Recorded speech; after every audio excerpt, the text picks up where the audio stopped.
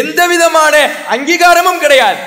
இந்த 300 ஆண்டுகளுக்கு முன்னால் ஏவனோ ஒருவனால் உருவாக்கப்பட்ட இந்த சுபஹான மௌலிதை குர்ஆனை விட புனிதப்படுத்தி இந்த மக்களுக்கு மத்தியிலே மிக பெரும் வணக்கமாக அரங்கேற்றி அதை மிகப்பெரிய பூஜை பரிஷ்காரங்களாக செய்து வருகிறீர்கள். அதுக்கு என்ன ஆதாரம் இருக்கு?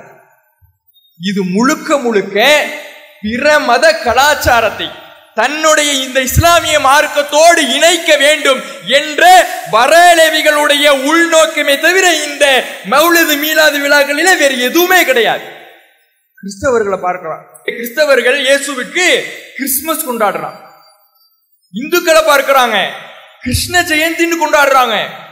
நாம ஏதாவது கொண்டாடி ஆகணுமே, அதுக்குண்டு உருவாக்கப்பட்டதுதான் இந்த மௌலிது மீலாது. அதை பயன்படுத்தி நம்ம வியாபாரத்தை பெருக்கிப்போம். ஒழுங்கா சம்பளம் இல்லை, ஒழுங்கா வருமானம் இல்லை, அதுக்காக நம்முடைய வருமானத்தை இதன் மூலமாக கூட்டிக் கொள்வோம் என்பதற்காக உருவாக்கப்பட்ட நபிகளார் அங்கீகரிக்காத, நபிகளாருடைய வாழ்க்கையில் ஒரு தருணத்தில் கூட நடக்காத ஒரு காரியம்தான் இந்த மௌலிது மீலாது என்கின்ற வழிகேடு.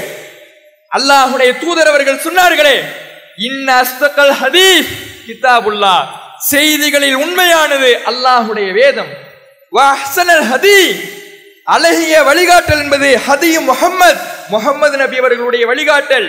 வஷர்ரல் உமூர், காரியங்களிலேயே மிக கெட்டது முஹ்தஸாத்துஹா, இந்த மார்க்கத்தின் பெயரால் மார்க்கத்தில் இல்லாத புதுமையாக உருவாக்கப்படுகின்ற காரியங்கள்.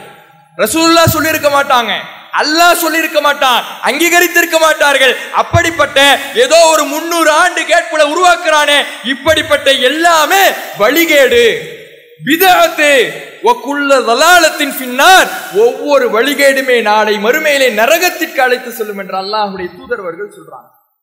அப்ப இந்த பிறந்த நாள் கலாச்சாரம் என்பது பிற மதத்திற்கு ஒப்பாக நடக்க வேண்டும் என்பதற்காக உருவாக்கப்பட்ட ஒரு வழிமுறை.